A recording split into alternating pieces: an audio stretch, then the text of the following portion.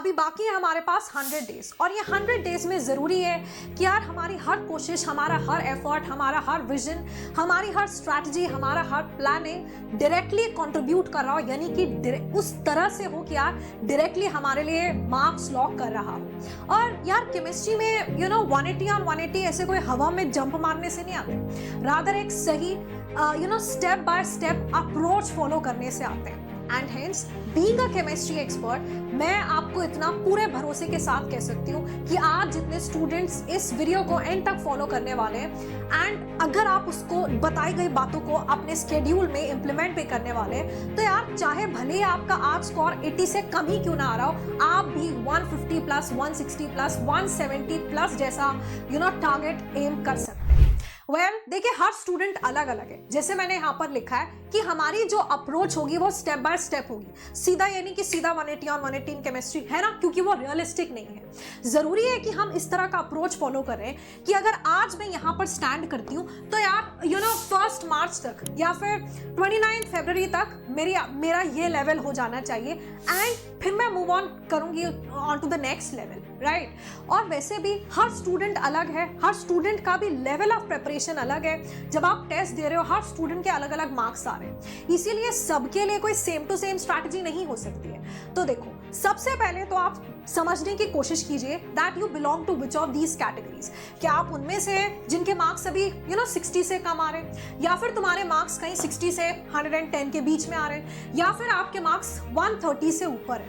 अब देखो यार, अगर तो तुम उनमें से हो जिनके मार्क्स 60 से भी कम आ रहे हैं, इसका साफ मतलब है कि अभी एक तो आपका सिलेबस कंप्लीशन हुआ नहीं है ना, काफी सारा सिलेबस भी बाकी होगा, तभी मार्क्स इतने कम आ रहे हैं। तो सबसे पहले तो ना खुद को वो रियलिटी चेक दो कि हाँ यार अपने अंदर ये कमी है, ये तो मानना पड़ेगा, राइट। और फिर उसके बाद अब बिल्कुल लेजर फोकस्ड हो जाओ।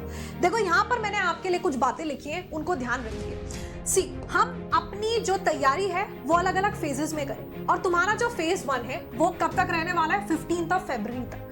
तो 15 फरवरी तक जितना मैं कह रही हूँ उतना कर लो, तुम 100 से लेकर 110 के लेवल तक पहुंच जाओगे, ठीक है। आपको क्या करना है, सबसे पहले तो बिल्कुल इजी और फाउंडेशन यूनिट्स ऑफ केमिस्ट्री के साथ स्टार्ट करो। अब कौन से वो चैप्टर्स बनते हैं, इजी मतलब जो आसानी से हो जाए, है ना, और जो फाउंडेशन यूनिट्स है मतलब जिनके बिना बाकी भी कुछ आपका होने नहीं वाला है, और जहां से क्वेश्चंस भी ठीक ठाक पूछ लिए जाते हैं। तो जैसे कि हमारे पास हो गया mole concept, periodic properties, atomic structure, फिर यार chemical bonding, GOC, IUPAC nomenclature, isomerism, सबसे पहले वाले चैप्टर्स कर दो। तुम्हें दिक्कत है, समझ नहीं आ रहा कहाँ से करें, या पहले किए थे पर भूल गए, इसी चैनल पे तुम्हें प्लेलिस्ट मिल जाएगी, यूट्यूब पर टाइप करो, है ना, कि आईयूपैक नॉमेनक्लेचर बाय आकांक्षा कर्णवाल। तुम्हें यार 2025 वाला लेक्चर फॉलो करना है, लेटेस्ट लेक्चर फॉलो करना है ना, वहां से चैप्टर सबसे पहले कंप्लीट कर लो।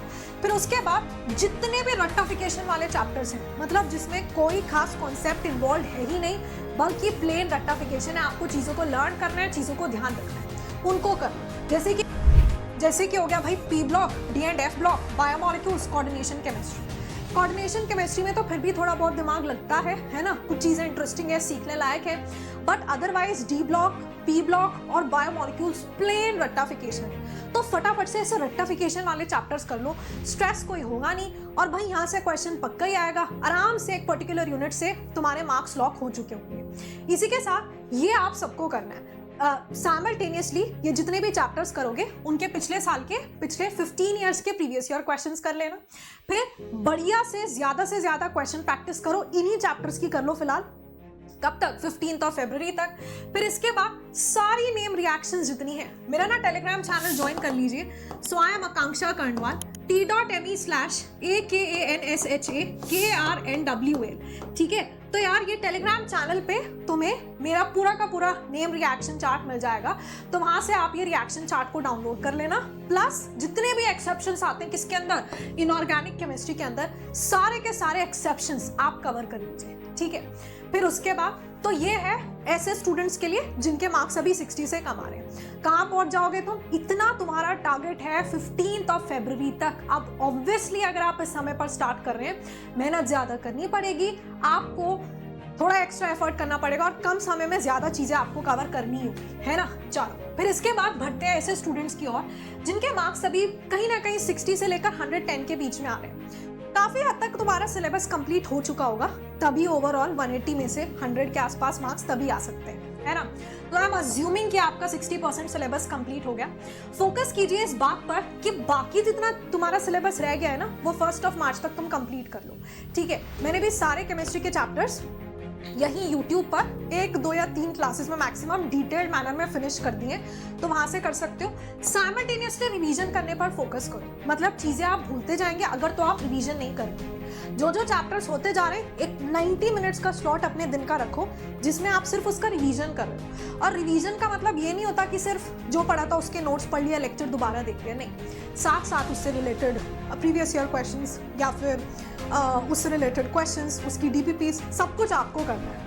अब हो सकता है कोई चैप्टर बड़ा, हो सकता है एक दिन में रिवाइज नहीं हो पाया क्योंकि हमें और भी बहुत कुछ करना था, है ना। लेकिन 1-2 दिन जितने भी लगते हैं पूरा लगाकर एक चैप्टर को अच्छे से रिवाइज करो। तो रिवीजन पर आपका पूरा फोकस होना चाहिए। चैप्टर वाइज मॉक टेस्ट दो यार, फिर इसके बाद यूनिट वाइज मॉक टेस्ट भी दो, टेस्ट का एनालिसिस करो एकदम बढ़िया से। पिछले 15 साल के previous year question, extensive question practice, और ये 3 पॉइंट तो सबके लिए बिल्कुल कॉमन है।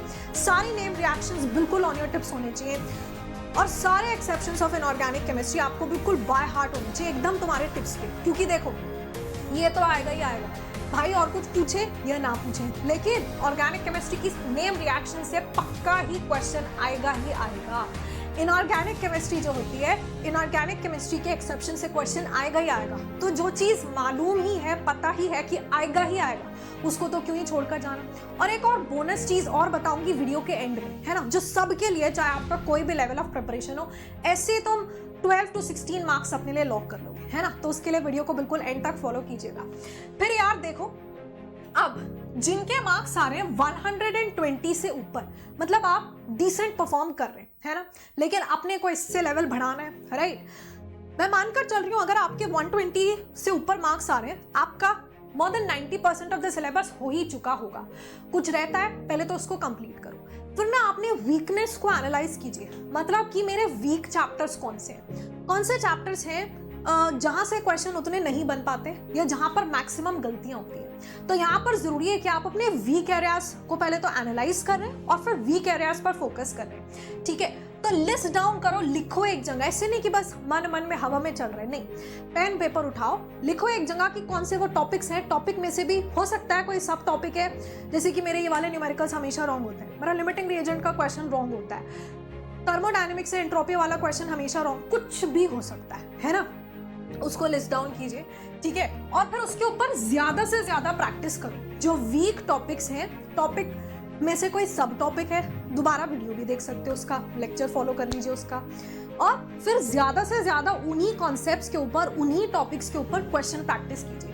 फिर इसके बाद पिछले 20 इयर्स के प्रीवियस ईयर क्वेश्चन, और आप फोकस कीजिए फ्रीक्वेंटली आस्क्ड टॉपिक्स के ऊपर जो ज्यादा पूछे जाते हैं। जिस तरह के टॉपिक्स तुम कहोगे तो मैं एक वीडियो बना दूंगी जहां मैं आपको बता दूंगी कि यार पिछले साल का जो पैटर्न, पेपर पैटर्न्स रहे हैं, उसके हिसाब से फ्रीक्वेंटली आस्क्ड टॉपिक्स कौन से रहते हैं। जैसे ना मैंने पिछले साल 2 सेशंस कंडक्ट किए थे जहां मैंने पूरा डिटेल्ड मैनर में सारे टॉपिक्स को कवर भी किया था।